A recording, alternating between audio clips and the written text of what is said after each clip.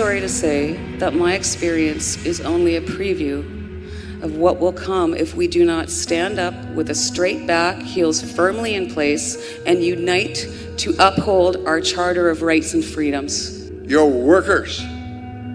You're the guys next to the grocery clerks and the paramedics that at the very beginning of this so-called pandemic, Mr. Trudeau and all his choristers from the bough tree of the Liberal Party were going on, oh, we must thank the truckers. They're delivering the food. They're delivering the medicine. I mean, it was a wonder he didn't appoint a whole lot of you to the Senate.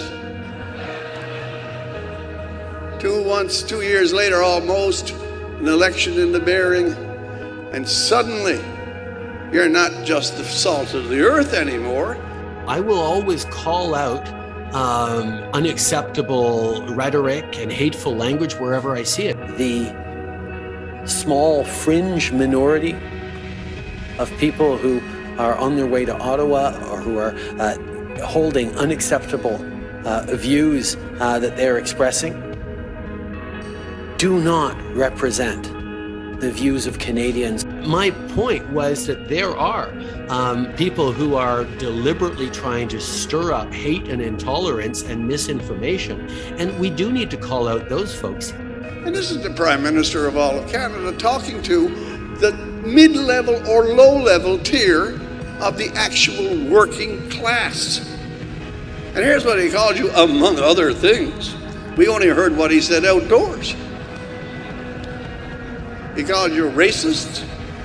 He called you homophobes. He called you misogynist. He said you were a fringe. And if that wasn't enough, he said you were an intolerable fringe. He said you should not be tolerated.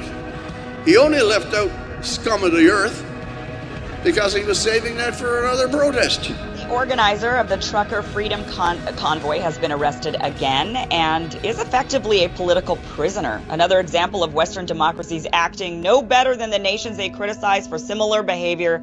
This time it's Canada. Back in February, thousands of trucks descended on Ottawa, causing gridlock for 3 weeks.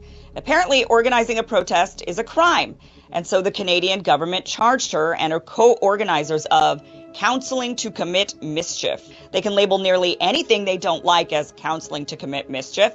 The Trucker Freedom Convoy never turned violent. No one was harmed. The only thing that happened was a slowdown of traffic and loud honking that went on through the night. It was a protest, a loud, annoying, inconvenient one.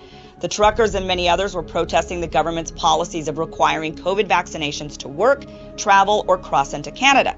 But again, no one was